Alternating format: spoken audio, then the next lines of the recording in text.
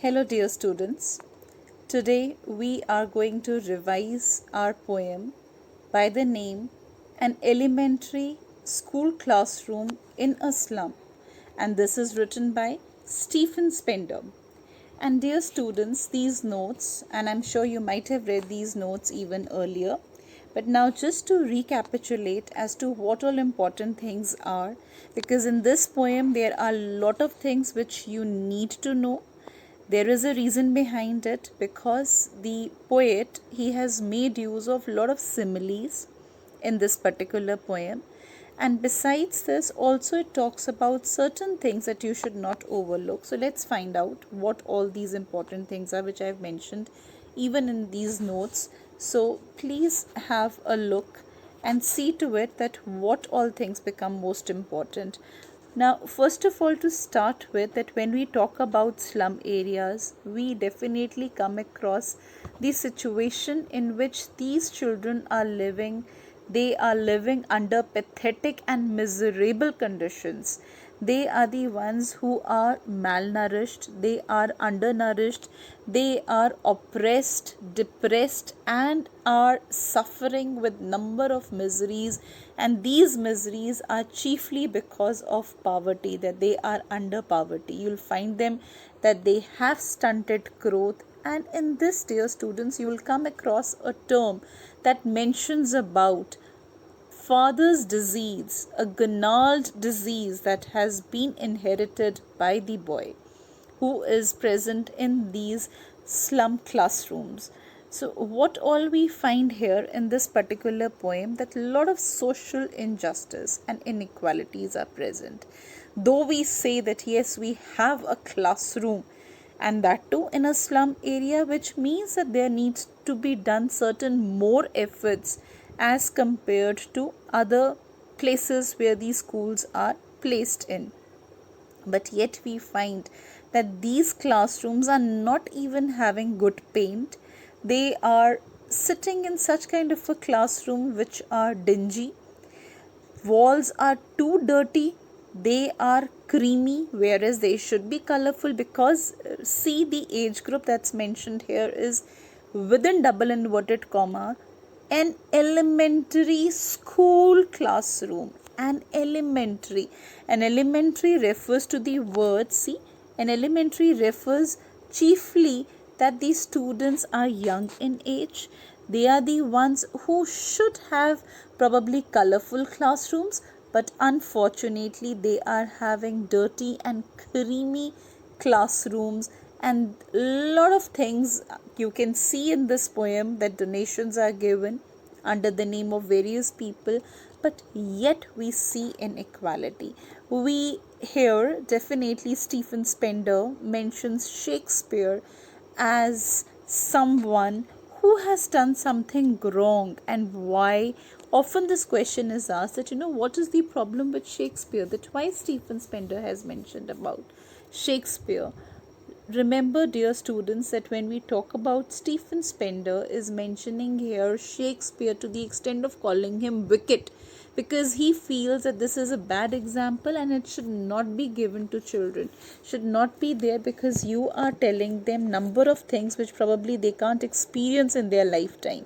A lot of images are used in this poem to convey that slum children are deprived a lot. They are underprivileged, as they are denied with basic amenities of food, shelter, and of course, yes, education.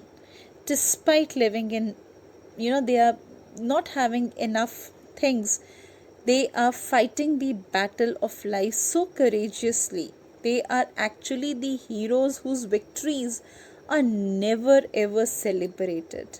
So, in this particular poem, you will find that poet goes to the extent of saying that though we have become civilized, we are living in this modern world, we are living in this world of modernization and industrialization, increasing pollution, but yet we are unable to help children who are living in slum areas. Please read this very carefully, where I have mentioned that Shakespeare is wicked for them, as he has written only about rich, about beautiful world, tempting them to steal, that it's actually making them to steal because they are not able to see enough. The map is of no interest, which of course is present in their classroom. It's not actually reflecting their world.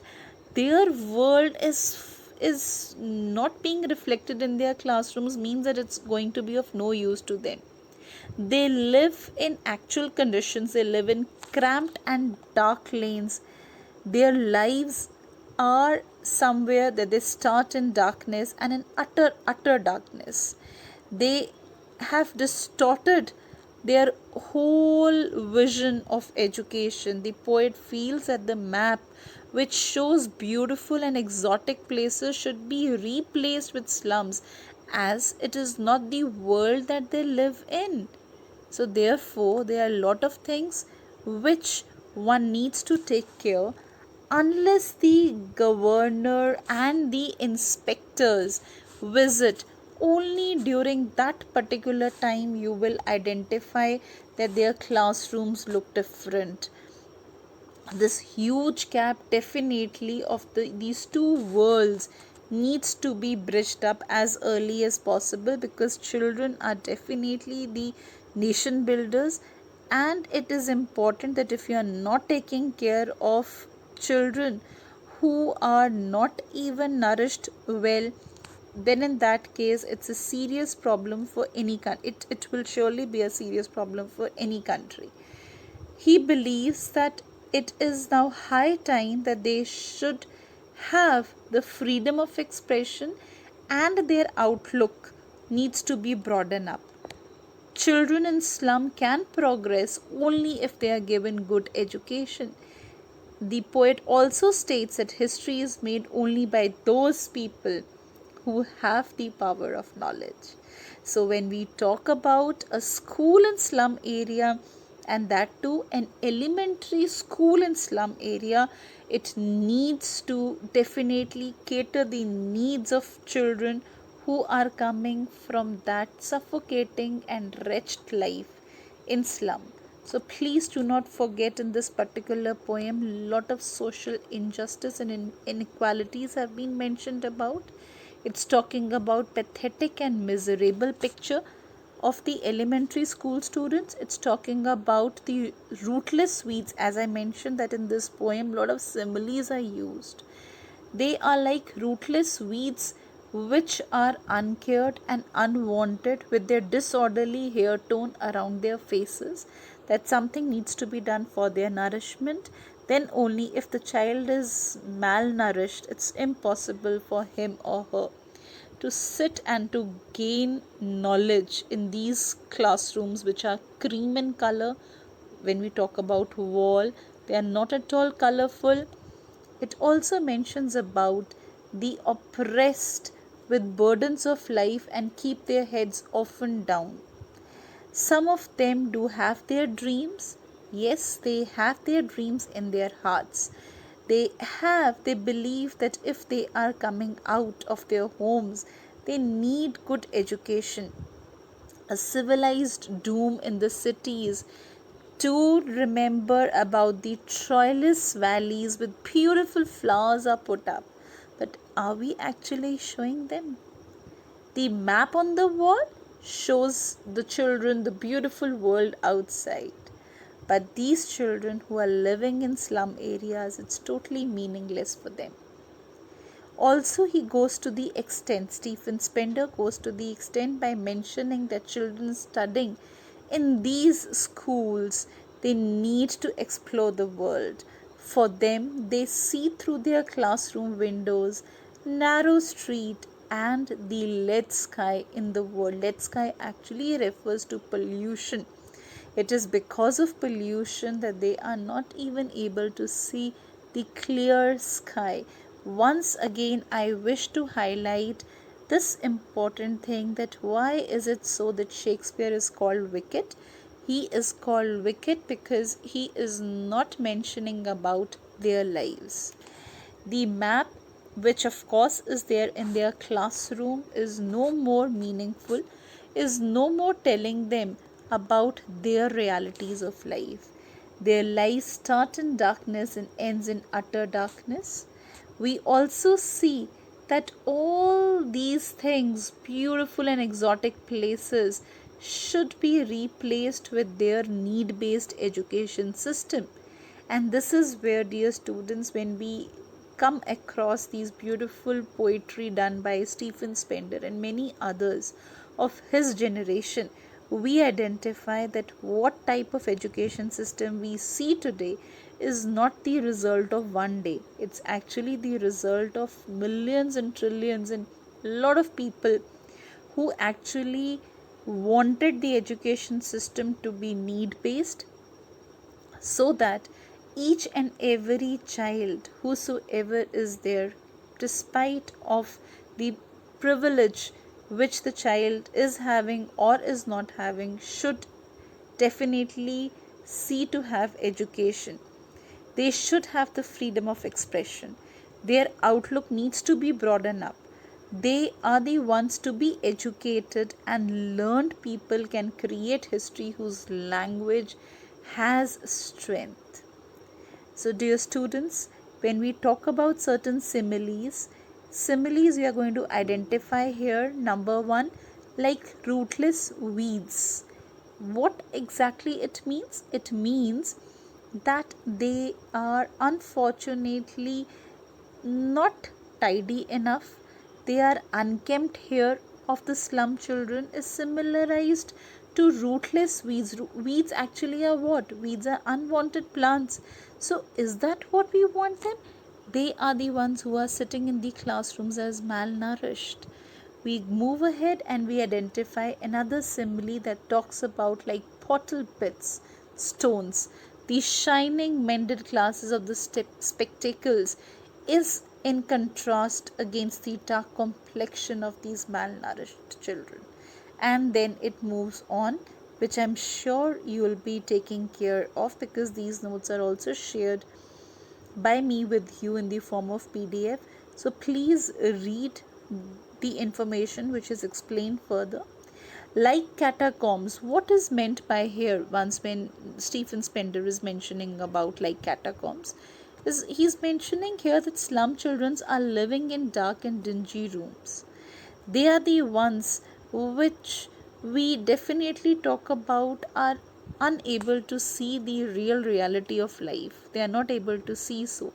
The future of slum children is shut forever like the dead bodies in the catacombs. So this again is the unfortunate so-called story of these children who are living in slum areas. To move on further, we are also informed here about slum as bit as doom. Slum is similarized to hell of death, because lack of things, hollow promises being made by many people, by middlemen, also by the politicians, also at times by writers, but they are never ever being fulfilled. Let's talk about another topic which talks about the metaphors. Metaphors means the implied differences. What we see, the similarities, wherein you are going to find out that it's mentioned very clearly about rats' eyes, suggests that boys curious, anxious and insecure nature, like a rat always insecure, feeling that whether he'll be able to have food for the day, is he safe enough. Besides this, we also find out a word which mentions about father's gnarled disease, the handicap related to crooked body. The boy has inherited so called the father's disease, and he seems to be a paper seeming boy and is unable to sit in the classroom of slum, but yet he is there in this particular school. Squirrel's game refers to the freedom playing freely everywhere in nature. Boy wants to play, who is there in the school, who is there in the slum classroom, wishes to play, but he finds that it's so difficult for him to sit in dark, dull, and a dreary classroom because, again, the infrastructure when we talk about is not sufficient enough. To move on further, we come across another metaphor that mentions about future painted with fog. Just as fog blocks, blurs, or ruins vision, even these slum children, you're going to find their future is totally in wake with hopelessness. Even if they are coming to school, even if they are coming to get educated, are we educating them? Is the education system need based education? Why would they love to come to school if it's not need based? Another important thing that we come across, that I've explained to you even earlier, about lead sky. Lead sky here is being referred to a sky which is dark and dull because of the presence of metal due to pollution. Life and future of these slum children is not known to many of us, but there are a lot of things that actually needs to be done. Spectacles of steel refers to again these slum children. Why? Because the expression also suggests that there are some children who are visually impaired, or maybe they are having low vision, they are wearing low cost and unhealthy spectacles with metal frames. Are we actually checking onto their so called medical health? Are we sufficient enough to incorporate the health checkups for these children in their classrooms? Well, again, it's something that none of us is actually doing for our children. So, dear students, I hope that this particular poem written by Stephen Spender is clear to you, and still if you feel that there are certain things that you need to ask for, please feel free to ask for. But do remember here certain important things, that if these children are to be educated, they can definitely hope to relieve themselves from the darkness only and only if we do something for them.